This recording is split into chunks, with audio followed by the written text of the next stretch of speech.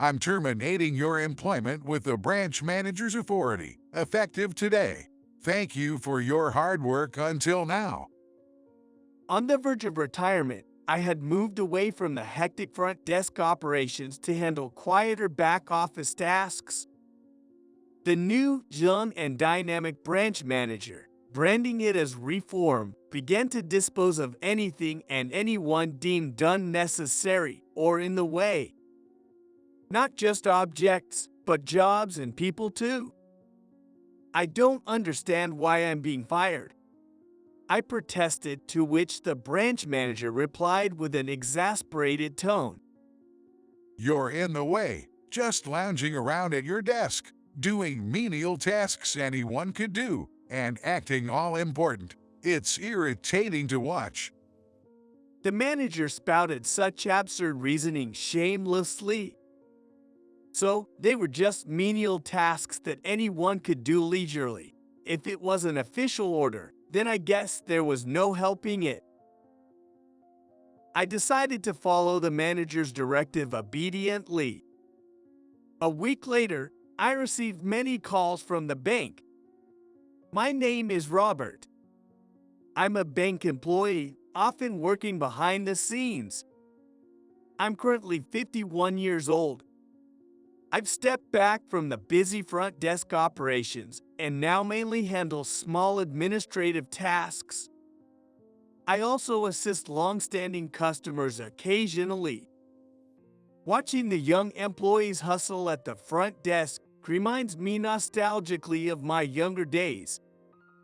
Working leisurely on minor tasks, I have no prospects for further promotion and am just waiting for retirement. But I've grown to like my current role. It's a calm way of working that suits an employee nearing retirement. In fact, most employees around my age at our branch gradually start to scale back their workload. Many retire early to enjoy their later years.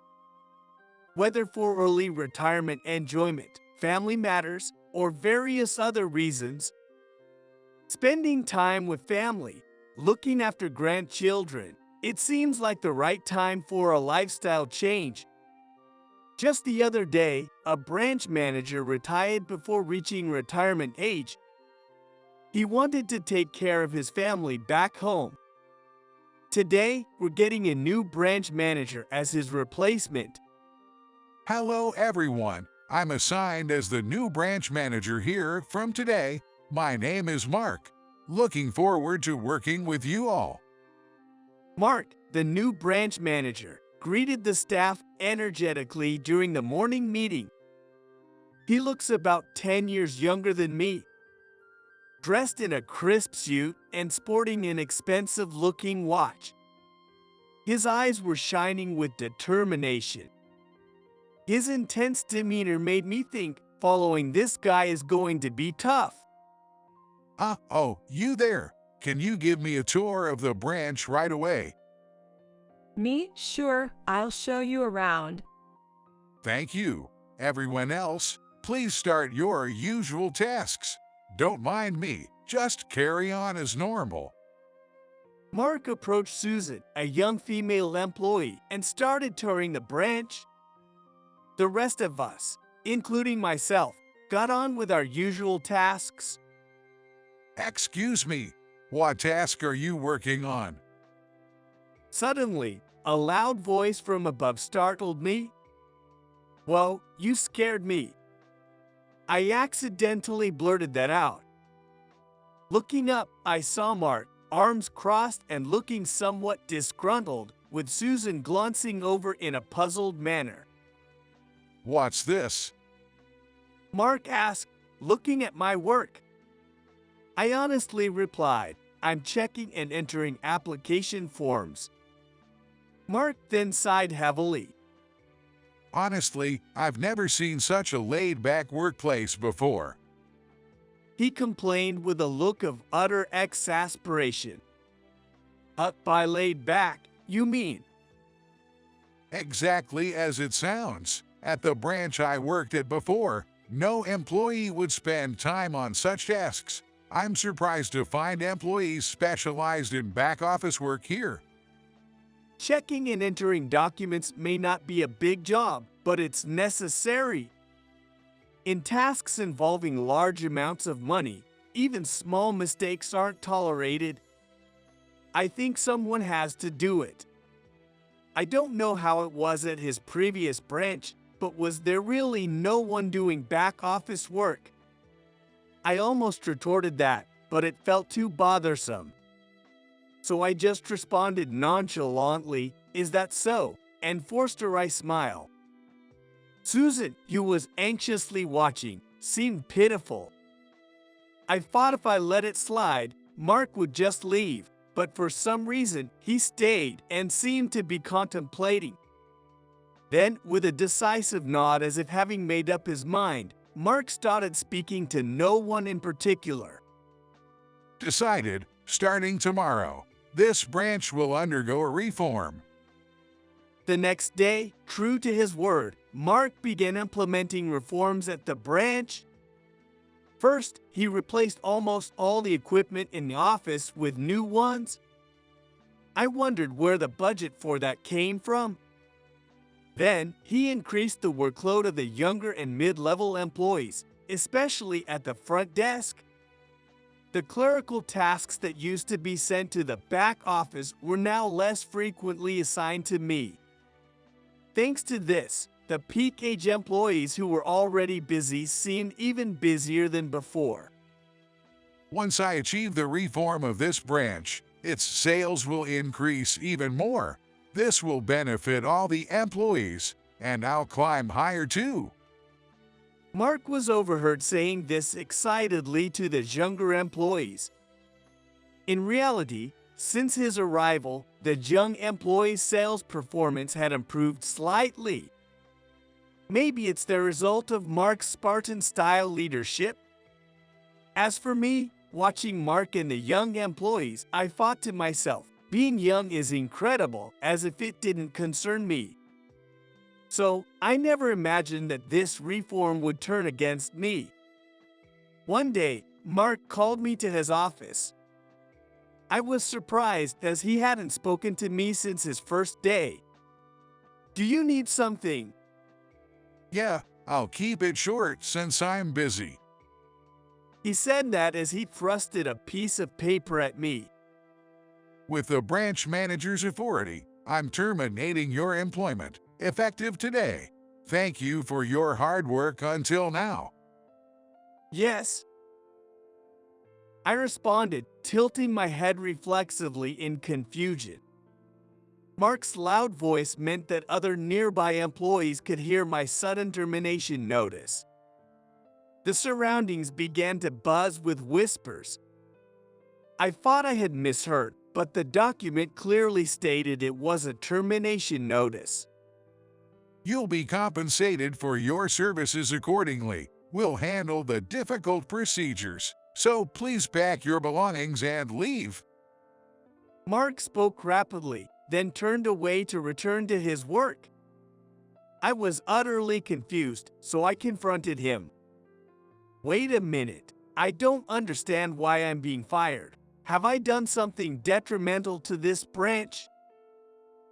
Despite my stern questioning, Mark didn't look at me and said, We'll properly offer you a retirement package. "That's not what I'm talking about. I'm asking if I violated any employment rules or made any major mistakes. This is wrongful termination." Mark sighed wearily and finally turned to face me. You're violating your duty of dedication to your job. Bank officers and employees must be aware of their public mission, conduct their duties with integrity, and strive for smooth processing. That's in the regulations.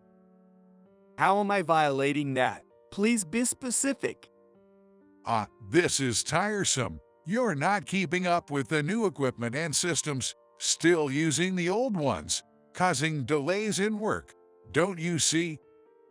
Mark ranted impatiently. "Have I ever delayed any work deadlines? I don't think I've caused any delays in work." It's wasteful how young employees have to teach you to use the new equipment or wait for your verification on everything. It's hindering smooth operations. That's an outrageous accusation.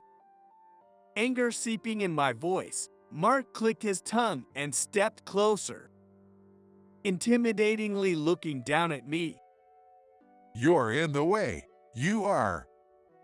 Mark said that, almost spitting the words out. While other employees are bustling around, you're just lounging at your desk, doing menial work that anyone could do, sitting back after finishing such trivial tasks. It's irritating to watch. Mark, not even trying to hide his malice anymore, was unreservedly harsh in his words, despite speaking to someone older than himself.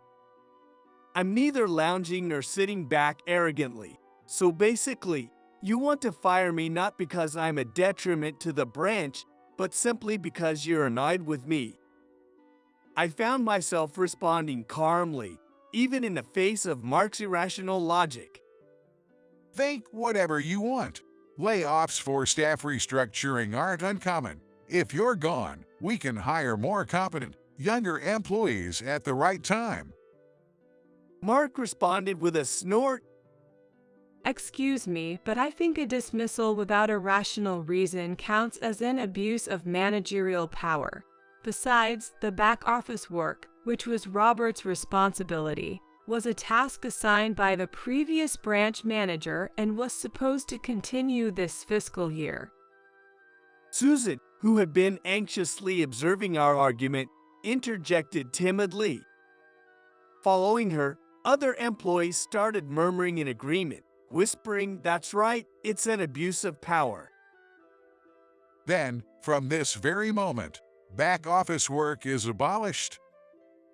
Mark shouted out loud, not caring who was watching. Thankfully, it was after business hours, and no customers were around. I'm the branch manager now. The previous one might have tolerated it, but I don't need incompetence in my branch. If anyone else objects, you're fired too. There are plenty of replacements. The other employees quickly averted their eyes.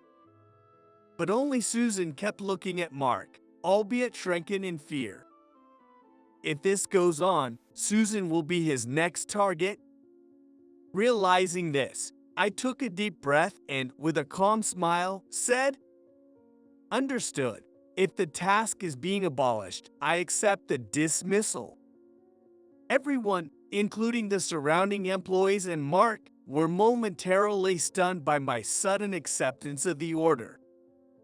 However, let me give you one piece of advice. Everything you've said and our entire conversation has been heard by other employees. Everything. So, please make sure you have no regrets. Regrets? What are you talking about? It's good that you understand. I'm really relieved that you're taking it so well. That was the end of our conversation. I packed my things that day and completed the minimal handover. It was extremely disappointing to leave the bank I had worked at for over 20 years in such a manner. But as I was leaving, the employees I had worked with for years expressed their sadness at my departure. Some even shed tears. Despite their pleas for me to reconsider, I replied, "I appreciate your sentiments," and went home. A week passed. With no job to go to and no need to wake up early, my sleep schedule was irregular. One day, I woke up around 10 a.m. Picking up my phone, I noticed dozens of missed call notifications. All of them were from the bank I had been dismissed from a week ago. What's this about? I wondered, but before I could ponder further, the phone rang again.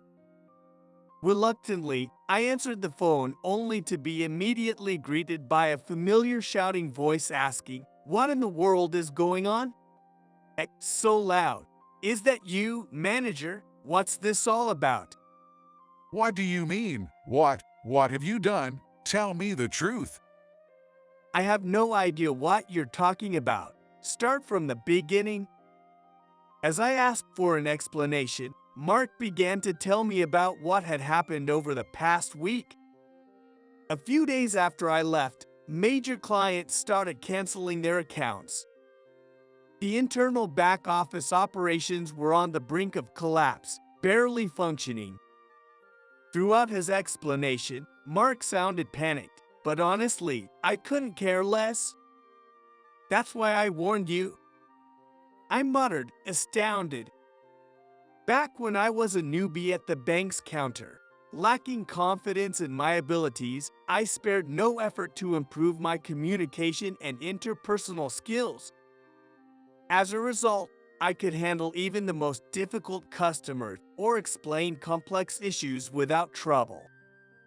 The customers I occasionally served in my 50s were all long-time clients who relied on me. They trusted me more than any other employee for my clear and concise explanations. Among them were many of Mark's so-called major clients.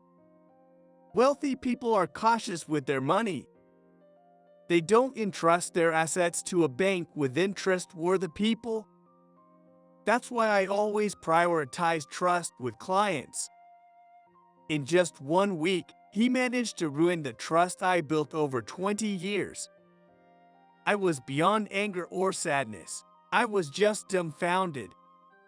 I don't know why all the major clients left at once, but what do you mean by back office work on the brink of collapse? Isn't it easy and leisurely work that anyone can do?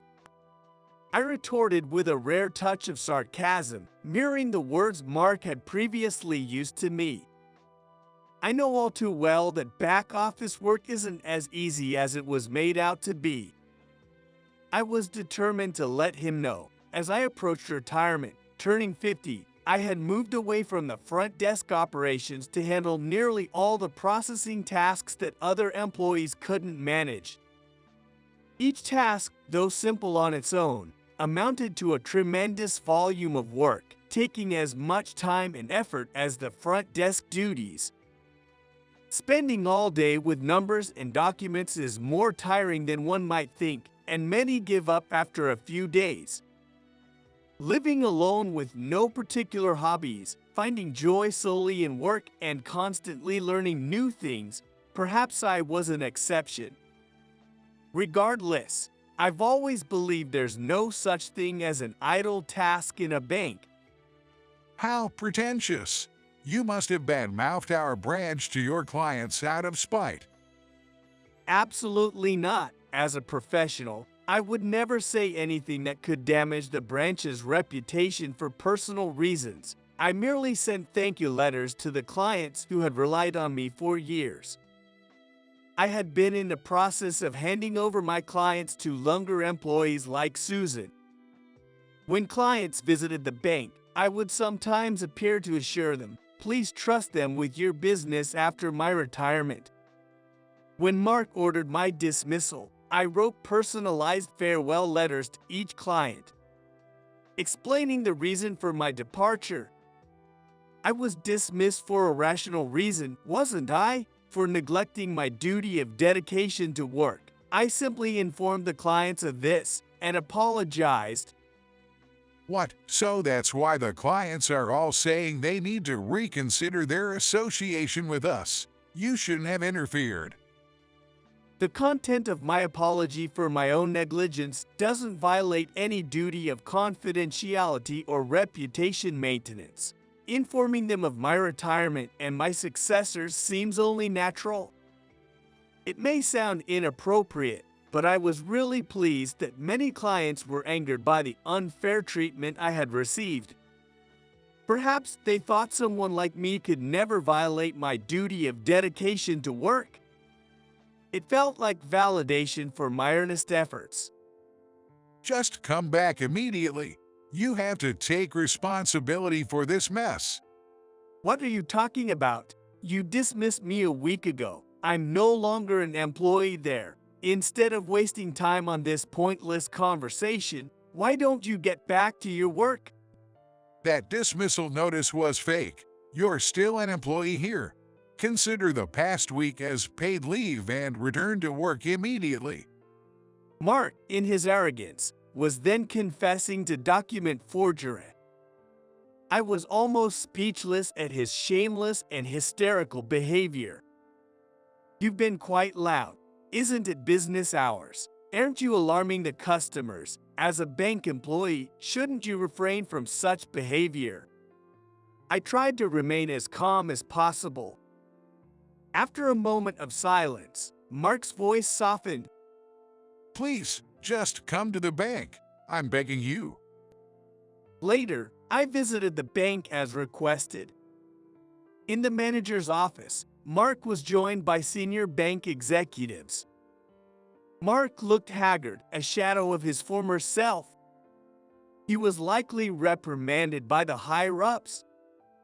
First, I received apologies from all the senior executives present. Unanimously, they said, "We want you to come back. I appreciate your trust, but I can't work under a manager who casually engages in wrongful dismissal and document forgery." Understood. So, if the branch manager changes, would that resolve the issue? Just as I was about to agree, Mark crushed over to me and deeply apologized. Robert, please, I didn't realize you handled so many major clients. I apologize for my rude behavior. Please don't let me be fired. Despite his change in attitude, Mark's volume and intensity remained high. Manager, please a bit quieter. Your voice can be heard from the client area. As the office door opened, Susan entered with tea, accompanied by one of my longtime major clients, Wilson from Wilson Real Estate. Robert, Susan always speaks highly of you. I apologize for the disturbance. He greeted me with a polite nod. He is my longest-serving client and also the father of the bank employee, Susan.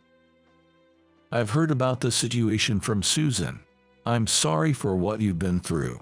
This prompted me to rethink where I keep my assets. I'm here to handle some procedures with Susan. It seemed Wilson was here to close his accounts.